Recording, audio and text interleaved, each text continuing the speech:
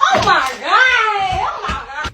This is why it happened, and here's a quick tip for you. Hi, I'm Dr. Sarah Reardon, pelvic floor physical therapist and vag expert. Your bladder sits on top of your pelvic floor muscles. So every time you cough or sneeze, it puts pressure on your bladder. If these pelvic floor muscles aren't strong enough to support against that, you get a little leak. Make sure you squeeze before you sneeze. So contract those pelvic floor muscles and do a kegel and then sneeze, and that can help prevent the little leaks. Any other questions? Let me know below.